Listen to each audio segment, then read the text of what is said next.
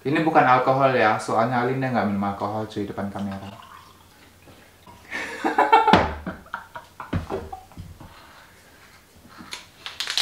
Bonjour les amis Udawini and hi there, ketemu lagi sama saya di Lensido bersama Alin lagi di segmen Drink and Talk. You can drink and talk, sharing what you have thought with him.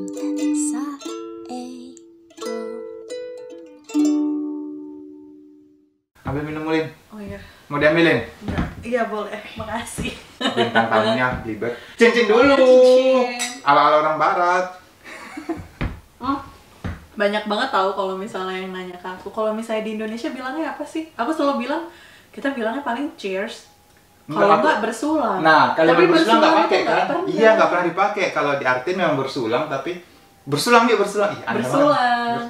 Aku selalu bilangnya cheers kalau kayak gitu. Kalau kan ada pengalaman yang asli di Indonesia. Biasanya Indonesia kita pakai apa kalau mau cincin? Di sini bilangnya cincin, Atau santai. sonte, Santai. atau ala vodka. Itu kayak terlalu zaman dulu banget. Bukan zaman dulu sih, formal. Enggak, zaman sekarang maksudnya alecian. Tapi terlalu formal nggak sih? kalau Enggak, yang- semua aku masih teman-temanku masih pakai loh alecian. Serius? Gitu. Kalau nggak pernah pakai, cuman pakai cincin atau santai doang. Malah mereka juga bilangnya cheers, sama aja. Ya, sosok ke bule-bulean, sosok ke Inggris-Inggrisan. Tak asal kalian tahu, di Perancis juga banyak orang yang ke Inggris-Inggrisan loh. Westernisasi, Amerikanisasi. Hidup Amerika. Oh no, jangan dong. Bercanda cuy. Hari ini kita episode kedua bersama Alin. Kalau kalian episode kedua. iya kan? Oh. Yang pertama kan di itu, di semak-semak itu, Lin. Kalau kalian belum nonton episode pertama kita sama Alin, kalian bisa tonton di sini. Rasis, tapi mereka harus anti rasis. Iya sih. Rasis saja nggak cukup dan kita harus- harus anti rasis. Nah, hal-hal kayak gitulah yang harus kita kasih ke sosial, ke masyarakat. Atau di sini, tapi nanti aku masukin. Dan hari ini kita mau bahas satu tema lagi, jadi pastiin kalian nonton. Kalau seandainya kalian nggak tahu kita mau bahas apa, kalian bisa cek di kolom deskripsi. Saya biasanya selalu kasih detik berapa kita lagi bahas apa gitu, oke? Jadi kita langsung saja. Jadi buat kalian, kalau kalian belum tahu, Alin adalah salah satu mahasiswa yang kuliah di Prancis dalam jurusan apa kemarin itu? Sekarang masih di jurusan politik, Politik. political science. Dan di Perancis sudah setahun lebih, tepatnya Setahun 4 bulan. Setahun 4 bulan. Penasaran nih pastikan orang yang baru datang ke Perancis tahun pertama, gimana rasanya, rasa mereka Paris itu seperti apa gitu. Udah setahun di Perancis. Nah, sejauh ini apa yang kamu pelajari dari hidupmu setahun di negeri cinta, kota cinta? Jangan. Aku nggak setuju kalau misalnya bilang kata cinta loh. Oke. Kalau misalnya kota romantis iya. Oke. Karena kayak tempat-tempatnya itu kayak waktu zaman-zaman era-era romanticism. Tapi orang Perancisnya romantis nggak? Kayak bare minimumnya mereka tuh romantis kayak. Udah kan pertanyaannya Oke. bukan itu. Oke, next. Dia nggak suka cuy tanya-tanya cinta. Udah. Jadi di sini tuh jadi lebih mandiri. Mhm. Pastinya setahun kan tinggal sendiri, pastinya lebih kayak do everything on my own. Terus ngurus yang namanya listrik, yang namanya bayar studio, semuanya tuh juga harus kayak tanggal segini.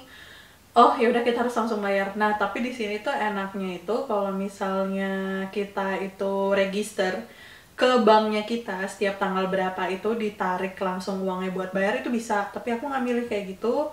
Jadi aku masih manual semuanya. Semuanya aku transfer. Berarti kamu yang transfer, tiap tanggal Ya, kamu transfer. Aku Oke. yang transfer. Jadi aku transfernya manual, nggak potong kayak yang dari bank langsung dipotong Iya, gitu oke, kan. nah. Ya masih jadi lebih mandiri sih. Terus lebih mengapresiasi segala hal yang kecil itu jadi lebih appreciate. Jadi mengenal diri sendiri yang kayaknya. Tuh penting banget tuh. Apa maksudnya lebih mengenal diri sendiri? Emang sejauh ini kamu nggak kenal dirimu sendiri? At some point no, Oke. karena kita perilakunya kita kadang itu kayak terpengaruh dengan bagaimana kita berinteraksi dengan orang. Tuh. Jadi kayak Ntar udah mulai nih. Aku udah mulai pembahasannya dia tinggi cuy. Kalimat-kalimat yang dia pakai tinggi cuy. Oke. tapi itu fakta. Iya, setuju. Iya nggak? Bayangin aja kalau misal kita mau adaptasi, pasti kan kita kayak lebih kayak aku temenan sama kamu. Jadi ya aku harus beradaptasi bagaimana aku berinteraksi dengan dirimu ini terus segala Kayak macam. menyesuaikan diri sesuai dengan kamu. Kayak ada bagian dari dirimu yang kamu kurangin atau ada bagian dari dirimu yang harus kamu tambahin supaya bertemu dengan profilku gitu. Iya, bisa dibilang kayak gitu Take and juga. Ya biar bisa jadi mutual dan reciprocate juga kan. Tuh, tapi bukan reciprocate. Nanti ku cari artinya ya. Reciprocate itu ini simbiosis mutualisme. Ya Allah, belajar biologi kita. Kan GPT. Oke. Ya pokoknya kayak gitu, bukan berarti jadi fake ya, tapi kayak lebih yang namanya adaptasi gimana sih, yang namanya sosial juga perlu adaptasi kan. Aku jadi lebih ngerti gimana diri aku seutuhnya karena juga belajar dari bagaimana menyelesaikan suatu masalah, menghadapi suatu masalah, terus menghadapi yang namanya suatu rasa yang sangat bahagia. Kan kadang tuh ada tuh kalau misalnya orang bahagia takabur. Lupa diri. Lupa diri. Kamu nggak kayak gitu? Semenjak di sini, aku jadi semakin aku bahagia, malah kayak ada rasa kayak takut sedikit. Jadi kayak bahagia tapi tetap harus cari kayak jangan terlalu gitu. over gitulah.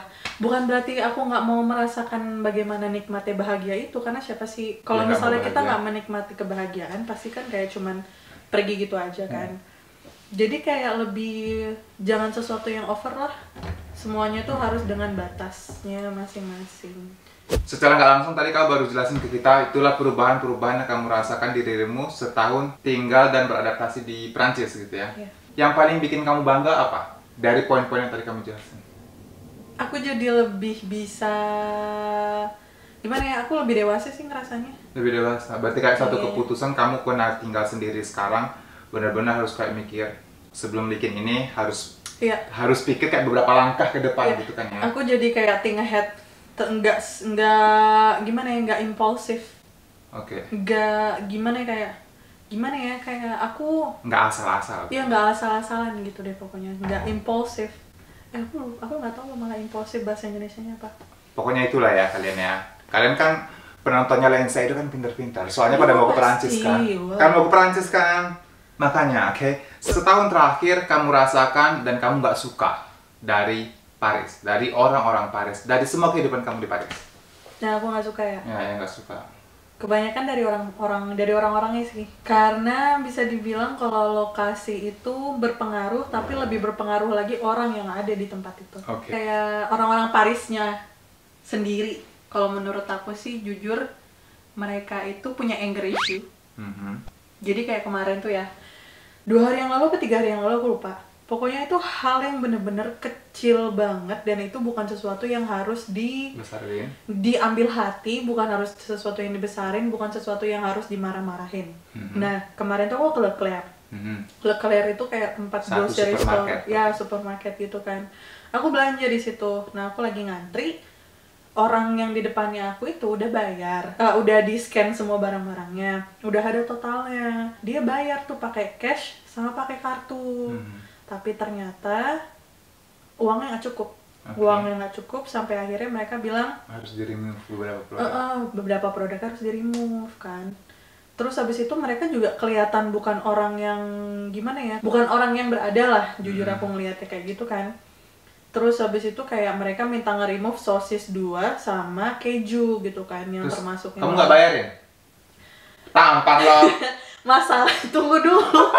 Serius ya, aku pernah di posisi ini dan aku selalu bayarin langsung loh. Aku tahu aku cuma mahasiswa atau apa, ex-mahasiswa, dan aku tahu biasanya kelebihan itu nggak akan banyak-banyak. Orang nggak akan ngambil, dia tahu uangnya cuma 50 euro, terus dia belanja 100 euro gitu kan. Nggak, biasanya kayak lebih €1, €2 atau €5 lah gitu. Terus salahnya aku memang di situ ya, nggak kebayarin. Aku akan bilang, it's okay, aku masukin ke aku aja, nanti aku bayar gitu. Tapi salah satunya juga aku ngertinya itu telat. Aku ngertinya telat. Karena bahasa Prancis ngerti telat atau? Nah, mereka itu pakai bahasa Prancis yang ada logatnya. Mereka tuh orang hitam. Jadi mereka ada logat-logatnya kayak gitu dan aku masih nggak bisa kan. Bahasa Prancisnya aku juga bisa dibilang masih minim banget. Dan masih bahasa Prancis yang artikulasinya jelas, belum ada aksen-aksennya.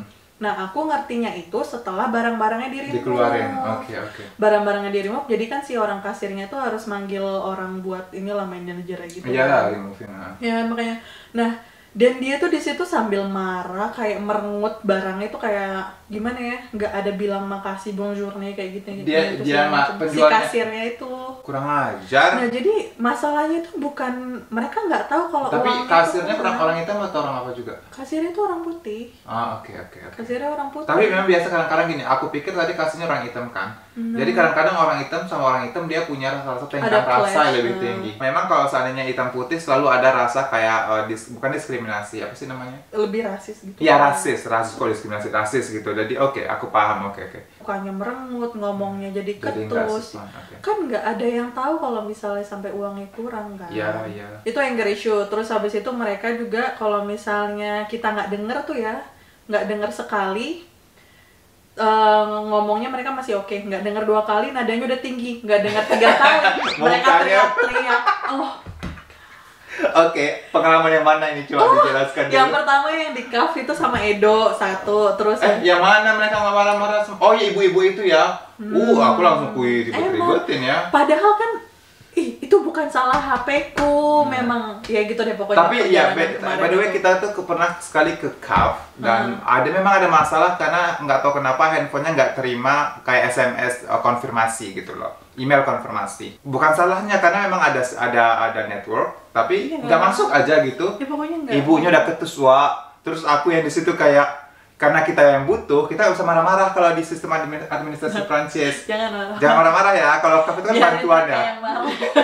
Jadi aku kayak oh ya udah Bu nggak apa-apa pakai punyaku aja ya, kita cari solusi ya, cari dan Pokoknya itu satu, terus habis itu yang kedua pas mau PCR.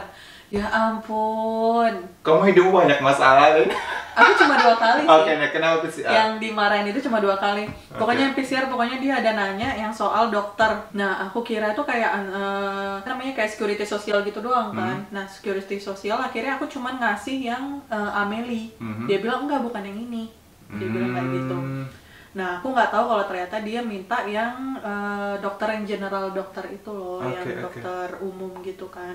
Ya udah, terus habis itu kayak bisa nggak sih kalau ngomongnya nggak usah pakai teriak-teriak kayak gitu. Kamu bilang loh, kalau saya cuma masalah kecil atau bukan proses administrasi gitu, kamu bilang, vous pouvez parler plus gentil avec moi, parler doucement. Aku selalu bilang kayak gitu. Tahun pertama pas aku nyampe di sini, aku belum bisa bahasa Prancis padahal. Terus orang bank itu marah-marah sama aku karena aku nggak paham untuk minta satu informasi. Aku bilang sama dia, vous pouvez pas parler comme ça avec moi. Aku bilang kayak gitu, walaupun dengan keterbatasanku, aku bilang sama dia, nggak boleh ngomong kayak gitu sama aku. Kamu harus kecuali bagian administrasi. Kalau bagian administrasi kita harus jadi budak mereka ya. Oke, disembah ya. Mungkin kenapa aku nggak mau komen sama mereka karena aku mikirnya kayak, karena aku jujur nggak peduli sih. Nah, kamu kebanyakan nggak peduli, Lin. Hidup di kota orang, di negara orang, di kota metropolitan kayak gini, semuanya dimasalahin, Lin. Jadi jangan terlalu baik. Hidupku bermasalah jadi kalau kayak gitu. Kebalik, yang banyak masalah itu sekarang Edo berarti. Enggak, aku mungkin gini, beda kali ya. Kan aku tipikal orang yang mungkin kalau kalian tahu siapa aku, hidupku udah susah duluan. Nah, kalau kamu punya background hidupmu susah, kamu nggak mau atau nggak pengen orang jahat sama kamu lagi karena kamu pengen naik nih, gitu kan. Nah, aku nggak mau lagi diintimidasi sama orang. Apalagi sekarang kayak, oke, kita berpendidikan, aku sekolah, aku berpengalaman di sini, udah cukup. Jadi aku kayak nggak lagi deh, jangan mau diintimidasi lagi. Jangan tindas aku lagi, karena kalau kalian tindas aku lagi, aku makan lo gitu. Jadi iya sih, mungkin kayak perspektifnya kamu itu, tapi perspektifnya aku kayak lebih ke aku nggak mau perpanjang masalah karena aku tahu orang di sini kalau misalnya ada drama, seneng mereka. Iya. Diperpanjang sama mereka sampai nggak kelar-kelar. Bikin telenovela kita nanti. Makanya kayak mereka tuh suka debat. Orang Perancis itu suka banget debat. Iya loh, mereka suka debat kalau sekali ngomong tuh kayak paling pintar, kayak paling tahu semua. Padahal enggak juga. Padahal enggak. Tapi bentar. Tadi kamu bilang kayak mereka ada masalah anger issue kan ya? Iya. Tapi aku setuju banget, kayak tadi kan aku pergi vaksin. Nah, ini adalah satu rumah sakit yang tiap 6 bulan, tiap 3 bulan aku selalu check up di sana. Karena kan di negara Eropa gitu kan check up medikalnya kayak teratur gitu. Nah, ada satu suster yang aku itu berdoa, semoga jangan sama dia, karena dia judesnya setengah mati, ketusnya setengah mati. Dan tiap kali aku mau disuntik, nggak tahu kenapa selalu sama dia. Sakit. banget. Aduh, dia tuh kayak, jadi gini. Tapi aku hari ini belajar sesuatu yang bagus dari dia. Kayak aku udah 2 tahun gitu, 3 kali ketemu sama dia. Setiap kali ketemu sama dia aku takut, karena aku tahu setiap kali ketemu sama dia nggak pernah senyum. Dia kayak capek sama pekerjaan dia, nggak suka sama yang dia kerjakan. Dan serius kayak gitu. Dan itu berimbas sama bagaimana dia nge-treat aku. Kayak aku mau disuntik tuh kayak, aduh ibu ini baik nggak ya? Dia tahu nggak sih aku ini manusia loh, bukan hewan loh yang mau disuntik biasa apa gitu kan. Nah, pas kali pertama sama dia, aku tuh langsung jerak. Dia pas masukin jarum suntiknya itu, langsung digituin, bener-bener enggak. dia begini, di pinggangku, di pinggulku, bum. Beneran diginiin sama dia, nggak tahu kenapa. Dan itu memang, biasa, cowok dewasa cuy, ada masalah. Terus disuntik bukannya nih. biasa harus kayak giniin dulu ya? Enggak, dia ini mana sih jarum suntik ecek-eceknya ya. Apalagi ini di jarum suntik ini ya. Digituin sama dia. Habis itu baru sakit hati aku, tapi oke. Dan hari ini, nggak tahu kenapa aku sama dia, aku yang, aduh mampus lah, nggak enak nih. Tapi, yang aku salut hari ini, aku belajar adalah dia kerjanya bagus. Jadi kan aku divaksin. Bukan vaksin COVID ya, vaksin biasa aja. Terus kali ketiga, nah biasanya tiap kali kamu divaksin, kamu dikasih carnet de vaccin. Iya memang. Kayak buku vaksin gitu kan. Nah nggak tahu kenapa, yang pertama kali sama dokterku, yang kedua kali sama suster yang lain, nggak dikasih. Dia marah-marah sama aku. Kamu nggak punya buku vaksin, atau kamu nggak bawa, atau kamu nggak punya? Aku nggak punya, aku bilang nggak ada, siapapun yang kasih ke aku. Dokter juga nggak kasih, suster yang pertama kali, yang kedua juga nggak kasih. Terus dia marah-marah nih, tapi akhirnya dia kasih aku buku vaksin. Kamu simpan ini, tapi tetap dengan judesnya dia. Kurasa tuh ya, mereka tuh sebenarnya nggak nyaman sama kerjaannya mereka. Jadi dengan mereka ngelakuin kerjaan itu, kita dijadiin samsat. Mungkin mereka kayak kerja karena mereka cuma memenuhi kebutuhan, gitu kali ya? Iya, mungkin kali ya, kita seusun lah. Ya kita nggak tahu. Kan kita berspekulasi, itu boleh. Oke, terus apa lagi yang kamu nggak suka dari orang-orang yang di Perancis? Mereka dingin banget. Oh mereka, oke. Aku pikir cuaca. No, bukan. Orang-orang Perancis itu dingin banget. Jujur ya, aku ketemu orang Spanish, Mexican, Algeria. Kalian udah bertualang nih. Ya, kan teman-teman di kampus juga lumayan banyak kan. Iya. Terus habis itu kayak bahkan orang Perancis di daerah selatan aja tuh nggak sedingin orang Paris. Orang Perancis selatan baik banget. Banget. Sopan banget. Aku dari selatan awalnya kan. Oh ya, tulus ya kan. Nah, tapi kalau orang Parisian itu astaga, apalagi orang yang bukan Parisian tapi tinggal di dan Paris. besar di Paris. Ya, itu aduh, itu Belagunya. kayak ngalah-ngalahin segalanya. Kalau ibarat kerupuk nih, kukikutnya. Mereka tuh dingin banget, orangnya tuh dingin banget. Di satu sisi kayak mungkin mereka karena banyak trust issue-nya atau gimana, atau mereka I don't know, mungkin mereka build that way, I don't know, pokoknya mereka dingin banget. Individual aku masih bisa toleransi, tapi kalau misalnya yang dingin banget, aku nggak bisa. Aku setuju sekarang karena memang ada orang kayak gitu dan aku tuh tipikal orang yang nggak bisa digituin. Aku kalau ada orang gituin aku tuh bawaannya emosi. Aku kayak gitu udah langsung kayak. Nah, kalau kamu pergi kan, sama kayak Arno kalau apa-apa, dia tuh ya, kalau aku pergi kemana gitu, misalnya ada satu hal yang mungkin dia tahu aku akan marah, dia kan kasih catatan nih. Edo, nanti kalau dia bilang nggak apa, jangan marah duluan ya, kamu pelan-pelan ya. Udah diwanti-wanti nih, tapi nggak bisa, aku nggak suka orang-orang kayak gitu. Sama. Mereka tuh ngejalanin hidupnya gimana sih? Nggak ada warmnya sama sekali. Mungkin karena aku juga masih 1 tahun kali ya di 1 tahun di sini, dan aku juga mungkin masih kebawa warmnya Indonesia bagaimana. Tapi jujur ya, semenjak aku berapa bulan di sini, malah nggak usah sampai 1 tahun, aku udah mulai nggak begitu ramah tamah ke Indonesiaan lagi. Gara-gara mereka nih, kayak ini kali ya. Harus diimbangin lah. Iya, Kalau iya, misalnya mereka dingin, kenapa aku harus hangat banget sama mereka? Berarti balik lagi tadi yang dia bilang kayak memposisikan beradaptasi. Iya, biar kalau misalnya nih ya, kalau misalnya mereka tetap dingin, akunya yang bener-bener kayak ramah sama mereka ini itu segala macam. Jadi ya nanti aku yang kinjak-kinjak lah. Iya. Mereka nggak berubah. Tapi at least sejauh ini kamu masih senang, masih bisa bertahan di Prancis? Aku punya goal di sini dan itu Oke. belum kesampaian. Oke, berarti good.